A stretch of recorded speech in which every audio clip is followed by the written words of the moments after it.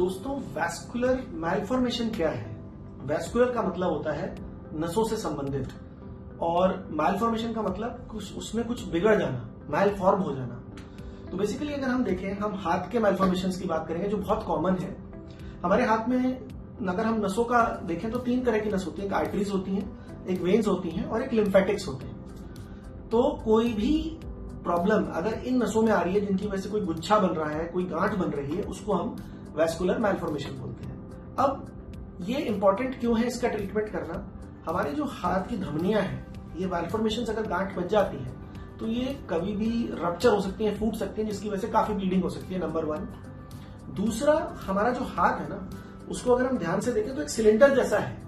कोई भी चीज अगर बढ़ती है इसमें तो वो उसका जब साइज बढ़ता है तो सिलेंडर का जो दायरा है, डायमीटर है, वो तो सेम ही है। जब किसी भी चीज का साइज अकस्मात बढ़ता है तो वो इस एरिया में जो और स्ट्रक्चर्स हैं उस पर प्रेशर डालता है। तो 2 चीजें हैं, एक तो ब्लीडिंग और दूसरा प्रेशर सिम्टम्स। ये प्रॉब्लम्स क्रिएट करते हैं। तो प्रॉब्लम्स कैसी होती है? तो सामान्य देखने वाली गांठ की तरह होती है, ब्लू कलर की गांठ, वो एक कॉमन वीनस मैलफॉर्मेशन होता है। एक होता है आर्टीरियल मैलफॉर्मेशन। तो आर्टीरियल और वीनस मैलफॉर्मेशन में क्या फर्क होता है? वीनस मैलफॉर्मेशन एक सिंपल गुच्छे की तरह दिखेगा और उसको अगर हम दबाएंगे तो वो सॉफ्ट होगा, जबकि आर्टीरियल जो भी मैलफॉर्मेशन होता है वो हाई फ्लो मैलफॉर्मेशन होता है। हाई फ्लो का मतलब है कि उसके अंदर खून का जो प्रवाह बहुत फास्ट होता है, और कई बार उस पर अगर हम हाथ रखते हैं तो उसमें हमें ऐसा लगता है कि कुछ बहुत तेजी से जा रहा है, तो एक फीलिंग आती है। तो इस तरह की फीलिंग वाले हाई फ्लो को हम बोलते हैं आर्टीरियल मैलफॉर्मेशंस। कई बार आर्टीरियो वीनस, वीनो वीनस, इस तरह के भी मैलफॉर्मेशन होते हैं जिसमें कॉम्बिनेशन होता है। कई बार हेमांजियोमास होते हैं। हेमांजियोमास बेसिकली हमाटोमास या कुछ इस तरह की मैलफॉर्मेशन है जो जन्म के टाइम पर हो जाती है, और ये छोटे बच्चों में अपीयर होते हैं, 1 साल तक अपीयर होते हैं, उसके बाद वो अपने आप कई बार ठीक भी हो जाते हैं। तो कुछ तो इस तरह की गांठें होती हैं। फिर कई बार लिम्फेटिक मैलफॉर्मेशंस होते हैं। बेसिकली लिम्फेटिक जो होते हैं वो हमारे खून के अंदर से कुछ और ऐसे प्रोडक्ट्स बनते हैं जिनको वापस ले जाते हैं हमारे हार्ट की तरफ। तो वो उनमें अगर कोई ब्लॉकेज आ जाए तो लिम्फेटिक मैलफॉर्मेशंस बन जाते हैं। तो ये हमारे 3 तरह के कॉमन मैलफॉर्मेशंस होते हैं। अब इनको मैंने आपको बताया कि कैसे हम आइडेंटिफाई करते हैं। एक तो ये कि गांठ होगी, दूसरा कोई प्रेशर सिम्टम आएगा। अगर आर्टीरियल मैलफॉर्मेशन है तो उसमें हमें थ्रिल फील होगा कि भाई कैसे कोई बहुत तेजी से खून बह रहा है उसके नीचे।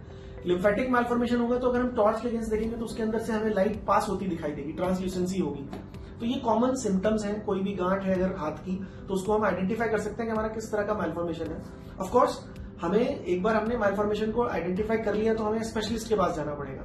यूजुअली ये प्लास्टिक सर्जन इसको हैंडल करते हैं। कई बार इसमें हमें इंजेक्शन लगाने पड़ते हैं जिसमें हमें वैस्कुलर सर्जन की भी हेल्प लेनी पड़ती है। वो हमारे इमेज गाइडेड भी होते हैं। तो इनका जो ट्रीटमेंट है वो बेसिकली 3 कैटेगरीज में होता है। एक तो है ऑब्जर्वेशन ओनली, कि अगर बहुत छोटा सा है उसको हम ऑब्जर्व करते हैं। दूसरा होता है हमारा कुछ नॉन इन्वेजिव इंटरवेंशन, कि उसमें कुछ हमने स्क्लेरोजेंट लगा दिया या कोई इंजेक्शन लगा के उसको हम सुखाने की भी कोशिश करते हैं। तीसरा होता है कि कई बार क्या होता है, खून की नस बहुत ज्यादा तेज चल रही है तो उसको बांधने से, अगर वो वाइटल नहीं है, कई बार वो मैलफॉर्मेशन को छोटा किया जा सकता है, या उसको ब्लॉक करने से ग्लू से छोटा किया जा सकता है। फिर जब ये सब चीजें नहीं काम करती तो हमारा जो लास्ट रिजॉर्ट होता है वो है सर्जरी। सर्जरी भी इसकी एक बार हम असेसमेंट करते हैं कि भाई कौन सी खून की नसों से इसके अंदर फ्लो आ रहा है, उसको कैसे टैकल करना होगा। इसके लिए कई बार हमें CT, MRI कराना पड़ता है, अल्ट्रासाउंड कराना पड़ता है, डॉपलर कराना पड़ता है। जब हम ये सारी चीजें कर लेते हैं तो उसके बाद हम एक निष्कर्ष पे पहुंचते हैं कि हाँ, इस गांठ को निकालने से हमारे हाथ को कोई नुकसान नहीं होगा, इसको सेफली निकाला जा सकता है, तो हम उसकी सर्जरी प्लान करते हैं। यूजुअली ये सर्जरी डे केयर में होती है, अंडर टूर्निके होती है, जिससे ब्लीडिंग ना हो, and the results are quite predictable. And these swelling, इनका हम जो रिजल्ट देते हैं वो काफी प्रिडिक्टेबल और अच्छे रिजल्ट्स आते हैं। Thank you.